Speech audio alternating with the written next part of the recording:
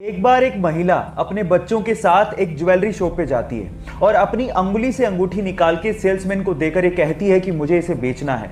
तो सेल्समैन अंगूठी देखने के बाद उस महिला से पूछता है कि आप इसे क्यों बेचना चाहते हैं। तो महिला जवाब देती है कि इस वक्त मुझे पैसों की सख्त जरूरत है और अंगूठी बेचने के अलावा मेरे पास कोई चारा ही नहीं है। यह सुनकर सेल्समैन का दिल भर जाता है और उसके बाद जितने पैसों की जरूरत उस महिला को थी वो सेल्समैन उसे वो पैसे देता है, लेकिन आंखों से आंसू तब आ जाते हैं जब वो सेल्समैन उस रिंग को भी उस महिला को लौटा देता है।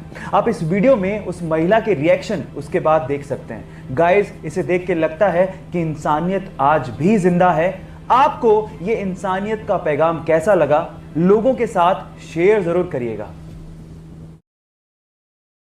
एलॉन मस्क लगभग 195 बिलियन डॉलर्स के साथ में दुनिया के सबसे अमीर लोगों की सूची में नंबर 1 पर हैं। स्पेसएक्स और टेस्ला जैसी कंपनियों के मालिक आज चाहें तो किसी भी 5 स्टार होटल में अपनी रात बिता सकते हैं, वो सो सकते हैं, लेकिन वो बहुत बार अपनी ही कंपनी के फैक्ट्रियों में ही सो जाते हैं। एक बार तो वो अपने यूरोप के अंडर कंस्ट्रक्शन फैक्ट्री के कॉन्फ्रेंस रूम में ही सो गए।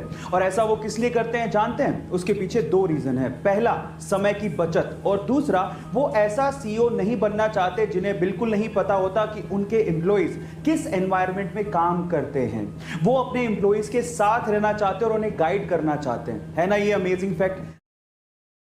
आप लोगों ने अपनी साइंस की किताबों में एटम के बारे में ये तो पढ़ा होगा कि एटम के 3 बेसिक पार्टिकल्स होते हैं, इलेक्ट्रॉन, प्रोटॉन और न्यूट्रॉन। लेकिन इंटरेस्टिंग स्टोरी है इनकी डिस्कवरीज को लेके। इलेक्ट्रॉन की डिस्कवरी सन 1897 में सर जे थॉमसन ने अपने कैथोड रे ट्यूब एक्सपेरिमेंट से की थी। उसके ठीक 12 साल बाद उन्हीं के स्टूडेंट रदरफोर्ड ने गोल्ड फॉइल एक्सपेरिमेंट से प्रोटॉन को न्यूक्लियाई में डिस्कवर किया था। और फिर उसके बाद सन 1932 में रदरफोर्ड के स्टूडेंट जेम्स चैडविक ने न्यूट्रॉन को डिस्कवर किया था। मतलब ये तीनों एक दूसरे के स्टूडेंट थे। और मजे की बात ये थी कि इन तीनों को अपनी डिस्कवरीज के लिए नोबेल प्राइज भी दिया गया था। क्या ये फैक्ट आपको पहले से पता था? और अगर नहीं पता था तो चैट सेक्शन में लिखना मत भूलिएगा। आखिर ऐसा क्या है इजराइल देश के पास कि चारों तरफ से दुश्मनों से घिरे होने के बावजूद भी कोई भी दुश्मन इजराइल की तरफ आंख उठा के भी नहीं देख सकता?